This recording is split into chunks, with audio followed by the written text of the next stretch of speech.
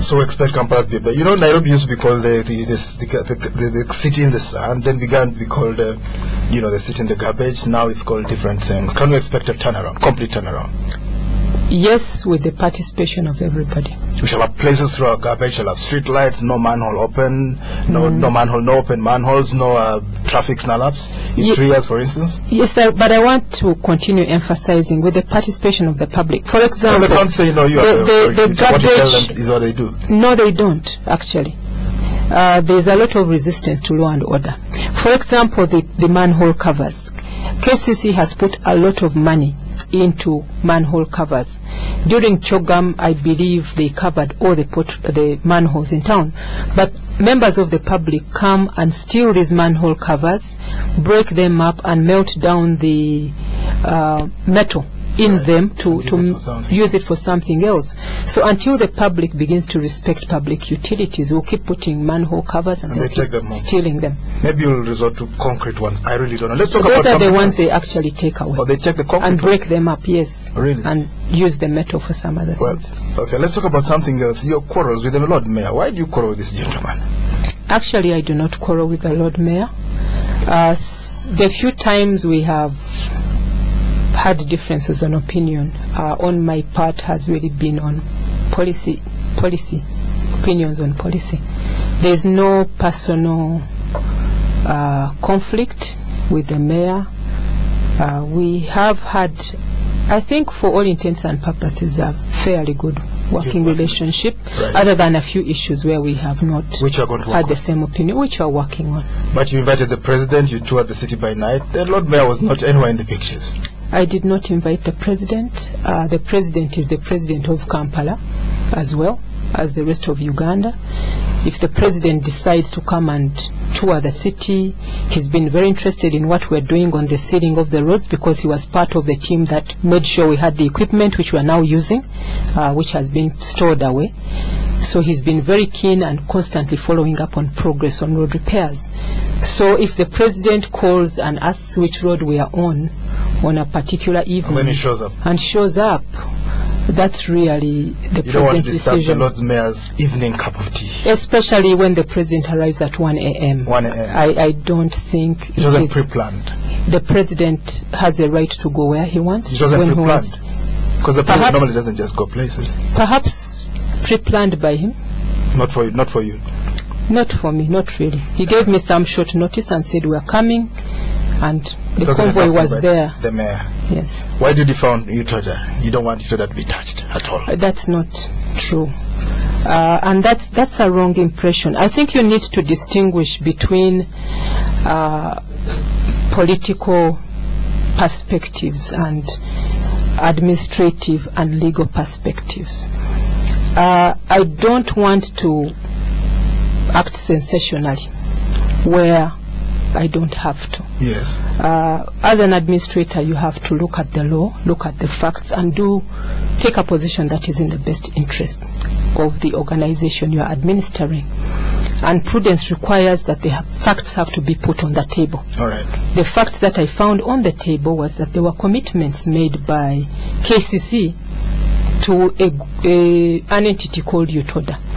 And my role was to communicate those commitments as I found them.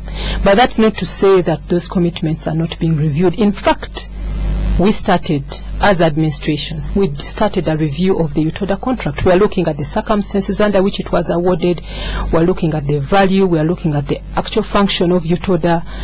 Why are they doing what they are doing? And how was the contract awarded in the first place? We are looking at all these. Right. But as administrators, again, we cannot conduct our business in the public. Right. When we have a position, we'll come out with that position. But right now, it's basically administration and prudence in the way that we're doing this. Well explained, if you ask me. Let's talk about the hawkers. You want them to go, the mayor wants them to stay. What are we going to see? I think the mayor and ourselves want order in the city. The process of ensuring this order is something that we need to agree on and work forward. There has been an impression that the ED has ordered for the eviction of vendors. That's not true. We did issue a public notice under the trade order ordinance saying that we are going to enforce trade order. The reports of evictions, a lot of them are not true.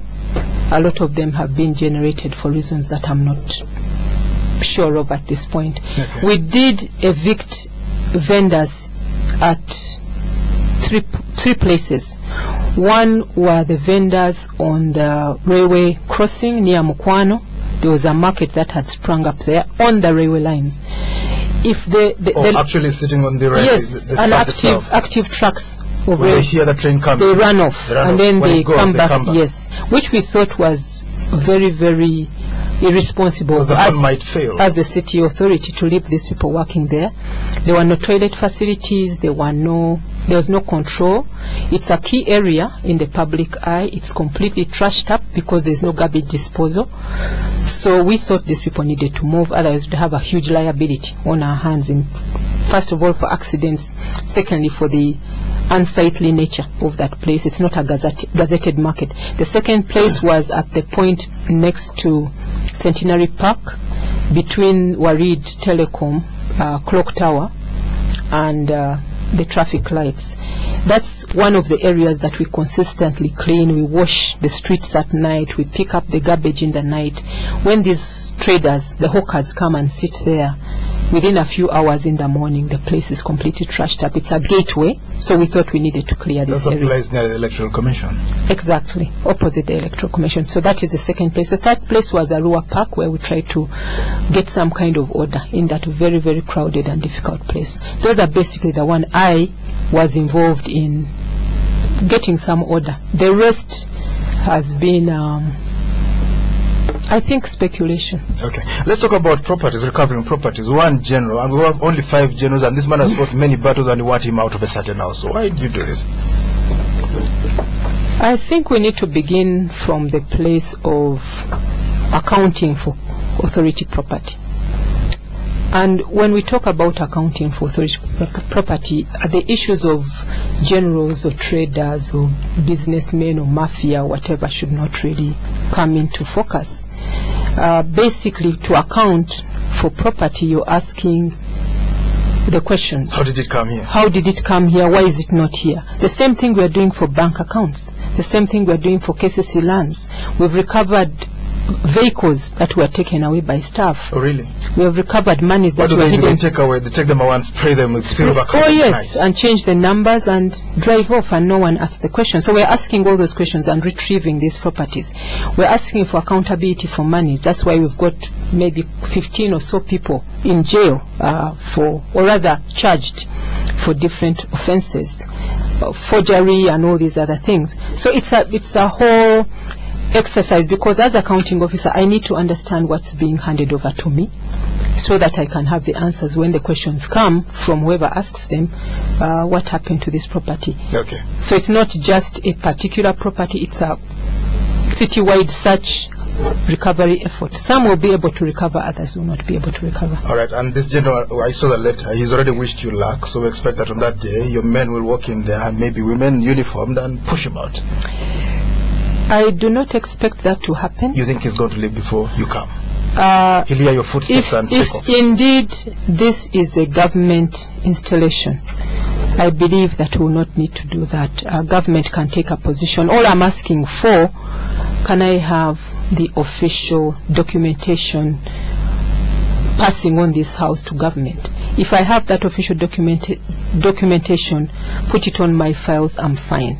Because at this point I don't have anything, even in the council minutes then, indicating that this property was passed on to government for whatever reasons. That you're treating this man with kid gloves. Is it because he wears a uniform, fought many battles and keeps saying it, singing about it?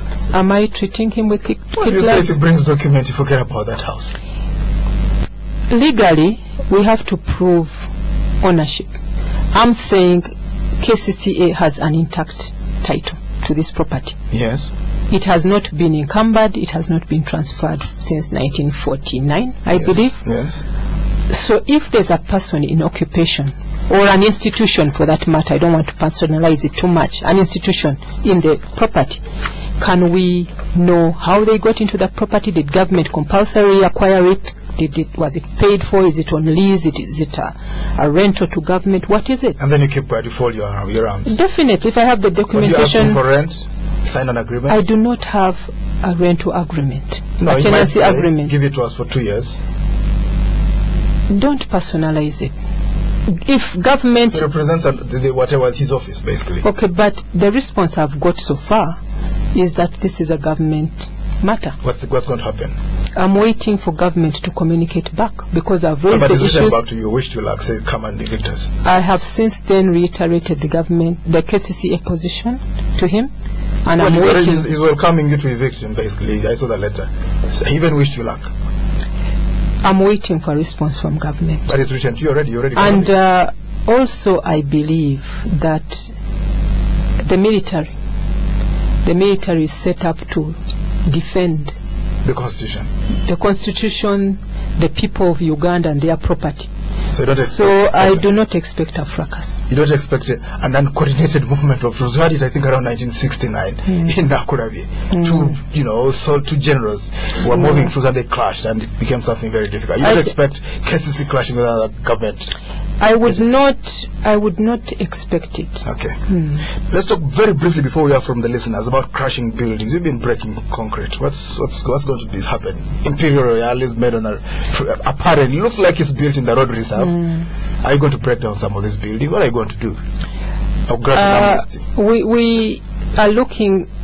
First of all, the background we are coming from is lawlessness, as far as not just building ordinances but general lawlessness. You do what you want, and no one asks questions.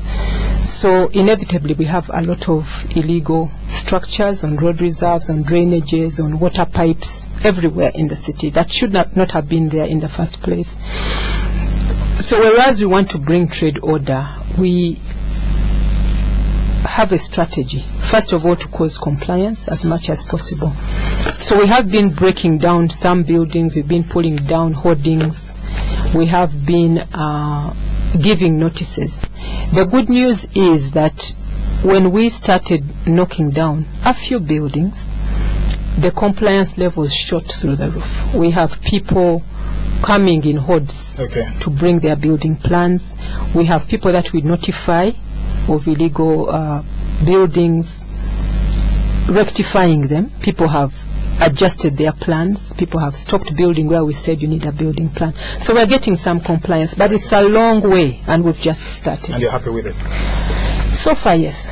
Let's hear from you, listeners. The first 100 days of the KCCA, the Executive Director is here tonight with us. Our telephone numbers 0414-348-111, 0312-260-390, 0791-909-909. When you call in, please tell us your name and where you are calling from. Spectrum, hello? Hello? Hello? Your name, my friend? I'm Martin. Yes. I have two questions for the ED. Question one is, how true is the fact that the KCCA house on Mabua Road, that's in the Kororo, was given out by KCC to a company called PAR, and that this company had already deposited a deposit payment of 400 million on KCCA bank account? Spectrum, hello? Yes, Mr. Edmond. Good evening. Good evening. Your name? Good evening, ED. Your name, my friend? Yeah, this is you basically in Mukono. I am very glad to hear from the ED. But according to the press and the papers, it gives an impression as if there is a very big difference between the ED and the Lord Mayor. This has really got a very negative signal to the people. That's why the ED has been saying that the people are not cooperating. So I think the Lord Mayor seems as if he is sympathizing with the people. So not until these problems are rectified up there, yes, you are yet to hear a lot of resistance. Okay, thank you very much. Spectrum, hello? Hello? Yes. Yeah, good evening. Good evening, your name? Yeah, this is Nabos. First of all, I salute the ED for the great job done within the 100 days. My request is on the patching of the roads, which is okay, but some roads I think have lived their lifespan. You patch today and the following day, the following month, the patches are already removing. Okay. Kindly, I'm requesting if you can mobilize resources, we do total resurfacing. Thank you. Spectrum, hello? Hello? You have to switch off your radio before you talk to us, sir. Hello? Hello, your name? Hello? Hello? Your Hello? name? You can clear. Spectrum, hello? Hello? Yes? Radio 1? Yes, sir. Go on. Your name? Hello? Your name, sir? Hello? Hello? Yes, your name? This is also Ali calling from Kisenyi. Yes. I would like to ask Madam E.D. how is she going to pass in this problem of flood in our area? Flooding. From the road. Okay. Spectrum, hello? Good evening. Good evening. My name is Ewere. First of all, I want to thank the executive director for her zeal and passion to transform Kampala City. The only issue I'm seeing is that I want her now to actually bring the councillors there and even the general public on board so that you move together. Everybody is supporting you. Okay. And I want to appreciate your relationship with the when you accepted the union and you talk to them. I know now that you have a very good support for the workers. All right. Spectrum, hello? Hello? Yes, your name? Good evening. Good evening. Your name? My name is Twine. I just have one small comment to make to the ED. And one revolutionary said, where there is success, there is always resistance. I just want to implore what the ED is doing. Okay. Let her remain tenacious. Okay. We have a lot of hope in her. Thank you so much. Thank you. Spectrum, hello? Hello? Hello? Hello? Your name? This is Monica. Monica, please switch off your radio. Okay. Now I'm asking the ED about the operation they did to take tenders out of the road, and then you say the LOCs of the area should take over. For example, markets. Is it true or it is just the hearsay? I would like some clarification, please. Okay. Let's get back to the executive director, Madam Musisi. Thank you very much, Yes. listeners, for those questions. Thank you very much, Mr. Twine, for the compliment and for the other callers. Martin asked about the sale of Mabua, to the effect that 400 million was deposited on the KCCA account.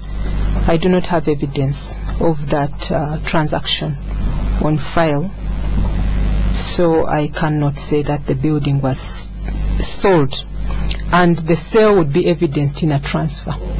I have You have the land title. So I cannot say it was sold until someone proves otherwise. That's why I'm asking. UB3 Mukono, rift between the road mayor and ED. Fortunately, he's quoting the press. For some reason, the press seems to thrive on controversies and Some sections of it. Not all. okay, some sections of the press. So a lot of it is probably perceived, but I'd also like to admit that there's been some difference of opinion on some matters, which is expected. Even in a household, you can have a difference of opinion, but that can be worked through. Patching of the roads vis-a-vis resurfacing. Within the funds that we have, what we'd like to do is what you see on the upper Kololo Road, where the road has been completely resurfaced, but it's a very expensive process. Considering the roads that are in bad condition in the city, within the budget that we have, will not be able to resurface all the roads. Where we need to, the roads that are really badly off, we will resurface. The others will have to patch up.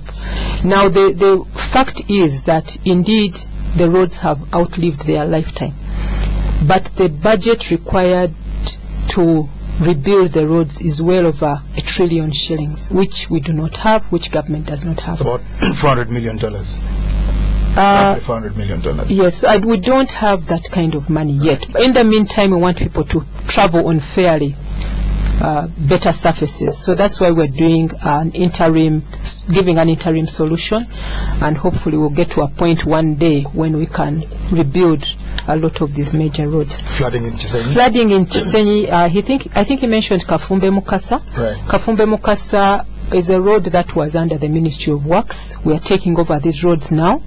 A contract has been awarded.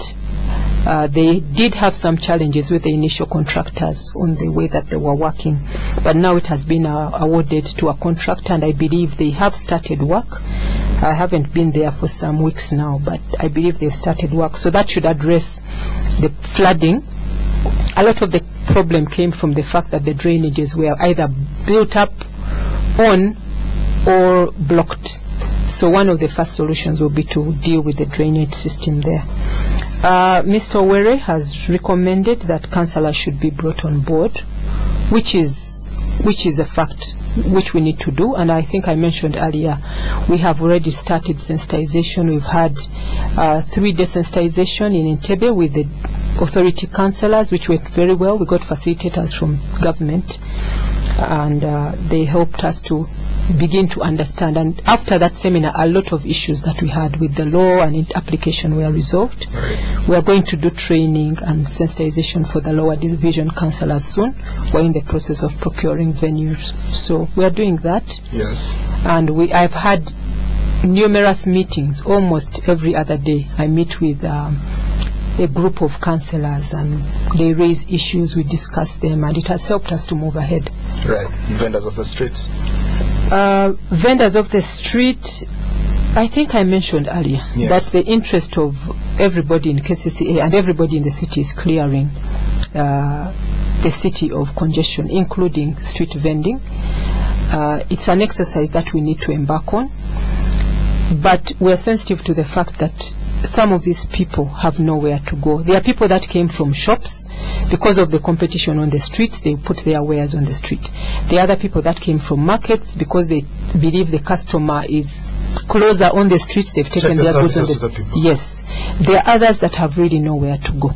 So right now the technical staff, I think 2 weeks ago, they started looking around the different properties that we have to see possibilities of allocation, a place to relocate these people. So when we say get off the street, there's a place to take them. Okay. But we have to facilitate that place. You're going to find an alternative for them. And then council will probably rule on that policy of where these people will go. But we need to find the places and present them to council.